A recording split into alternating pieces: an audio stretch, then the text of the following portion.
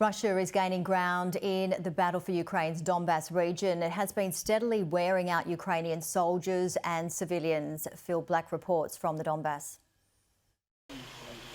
These Ukrainian fighters know it won't be long now. The Russians are getting closer, firing heavy munitions into this dense forest every day. Vladimir shows us where cluster bombs and much bigger rounds have fallen close to their camp. Incoming fire booms steadily nearby, as Mihailo proudly shows us the advanced anti-tank weapons supplied by Western allies.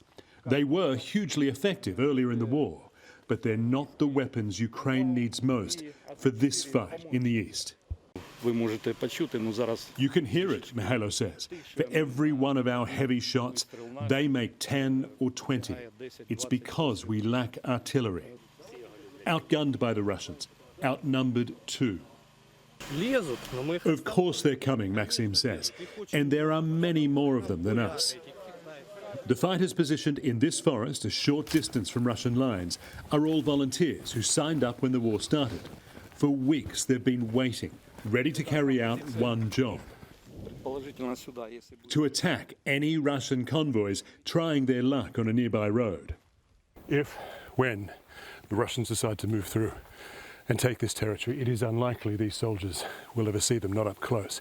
They will just feel more of the same heavy weapons, artillery, the rocket fire, the big heavy weapons that Russia is using to drive Ukrainian forces back steadily, slowly across this region. Russia's big weapons don't just fall in the forest. Slavyansk, a key city in the Donbas, is now within easy range. Here, Russia's artillery destroyed a local business. 6 people outside a supermarket and bus stop were injured when cluster bombs dropped around them. Bomblets also scattered over this apartment complex, killing a man and a pet, terrifying many more people. Valentina says the explosions blew debris over her bed. Every night she tries to block out the noise of war with a pillow. In Bakhmut, southeast of Slavyansk, the explosions are even greater in number and power, tearing apart people's homes as they huddle beneath them in basements. The Russian advance on Bakhmut is only a short drive from this road. Almost every home still has someone living in it. Almost every home has felt Russian firepower. But the people here are still reluctant to leave. Marina feels she has nowhere to go, but the strain of staying is unbearable.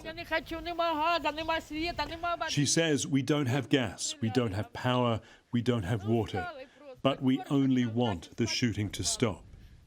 In the Donbas, Russia's unmatched artillery is an unstoppable force, with loose aim and no concern for civilian suffering.